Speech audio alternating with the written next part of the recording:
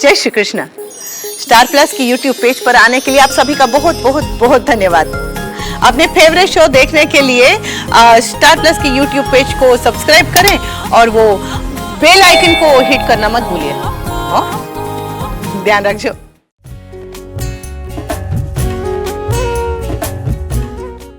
जी, मैं जगदीश प्रसाद गुप्ता बोल रहा हूं कुल्लू से। आपका थोड़ा समय ले सकता हूं? कुछ जरूरी बात करनी थी। बात तो आपको मुझसे धोखे से मेरे नाती का तिलक करने से पहले करनी चाहिए थी गुप्ता साहब। आपका गुस्सा उचित है दीवान साहब, आपको अधिकार है हमसे नाराज होने का, लेकिन मेरा विश्वास कीजिए, जो कुछ भी हुआ वो बहुत गलत हुआ, लेकिन एक गलत फहमी के तहत हुआ। अगर मुझे इस बात का अंदेशा होता ना गुप्ता साहब कि मेरे नाती के साथ इतना बड़ा धोखा होने वाला है, तो मैं वहां उसे कतई नहीं भेजता। आप सही हैं, जो कुछ भी आप कह रहे हैं दीवान साहब। अगर ये सब कुछ नहीं होता तो आपको भी इतनी ठेस नहीं लगती, और हम भी अनजाने में आपके गुनाहगार होने से बच जाते। अब आप क्या चाहते हैं हमसे? मैं सिर्फ इतना चाहता हूं कि आप 2 मिनट सब्र से मेरी बात सुन लें कि असल में हुआ क्या था।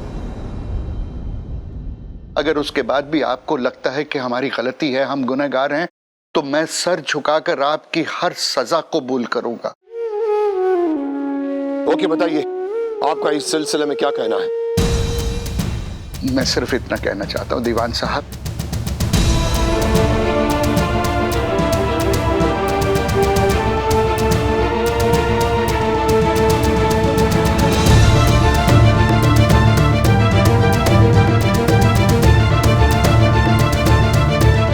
अगर अभी भी आपको लगता है कि हमने जानबूझकर आदित्य को धोखे में रखा, तो सबकी तरफ से मैं आपसे माफी मांगता हूं। नहीं, हमें और शर्मिंदा मत कीजिए गुप्ता साहब।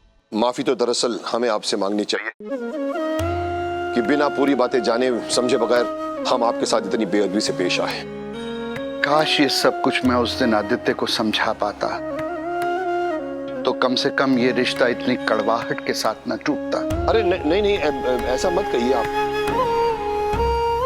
ठीक है, थोड़ा वक्त दीजिए मुझे, मैं आदि से बात करूंगा। जी, नमस्कार।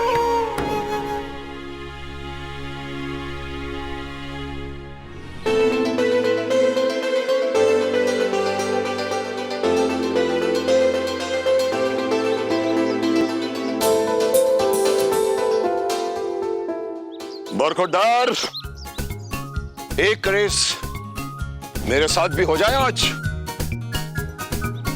आपके साथ? Why not?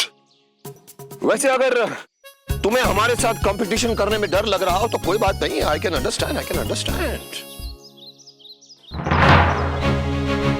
नाना, अगर ये आपका कोई लेटेस्ट स्मार्ट प्लान है और आपको लगता है इसे करके आप मुझसे कुछ ऐसा करवाएंगे जो मैं नहीं करना चाहता हूं, just forget it. I know आदि, तुम्हारा मूड ठीक नहीं है। अभी उसके दादाजी का फोन आया। नाना प्लीज, मेरी बात तो पूरी सुन लो बेटा। जगदीश प्रसाद जी ने मुझे सब कुछ बताया कि उस दिन क्या क्या हुआ था, और बेटा मैं उनकी उन सारी बातों पर यकीन करता। उन्होंने मुझे बताया कि पंखुड़ी के घर में पंखुड़ी के मामा के अलावा किसी को भी इस बात का अंदाजा नहीं है कि तुम्हें तिलक का अर्थ ही नहीं मालूम। और गोवर्धन बाबू को भी ये बात तब पता चली जब घर में सब मेहमान, रिश्तेदार और मोहल्ले वाले आ चुके थे, और फिर समाज के डर से उनकी हिम्मत ही नहीं हुई कि तुम्हें वो सच बता सके। अनबिलीवेबल। नाना, वो लाल तिलक मेरे माथे पर सोसाइटी ने नहीं, उन लोगों ने लगाया था। यही बात तो मैं तुम्हें समझाने की कोशिश कर रहा हूं आदि बेटा, कि ये सब क्यों हुआ था, उन्होंने ऐसा क्यों किया था। समाज का डर, सोसाइटी का लिहाज, ऐसा ही होता है बेटा। और छोटे शहरों में तो समाज इस कदर हवा बन जाता है कि इंसान ना चाहते हुए भी गलतियां कर बैठता है। नाना, really I don't believe them. Please मेरी बात मान ली। आदि बेटा, मेरी बात तो समझो। अक्सर जो कुछ दिखाई देता है वो सही नहीं होता। नाना, हम इस टॉपिक को यहीं एंड करते हैं और उसके बाद कोई डिस्कस नहीं करेंगे। आदि मेरी बात तो सुनो। मेरी समझ में नहीं आता कि क्या करूं। एक छोटी सी गलत फहमी की वजह से इतना अच्छा रिश्ता हाथों से निकला चला जा रहा। रिश्ता हाथ से नहीं निकलेगा साहब जी।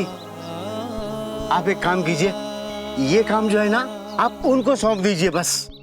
उन पे? उनको। हरीश, ये बात मेरी समझ में क्यों नहीं आई?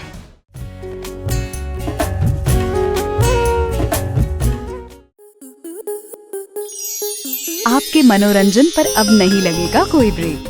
स्टार प्लस के बेहतरीन शोज देखने के लिए लाइक, शेयर और सब्सक्राइब करें स्टार प्लस यूट्यूब पेज को।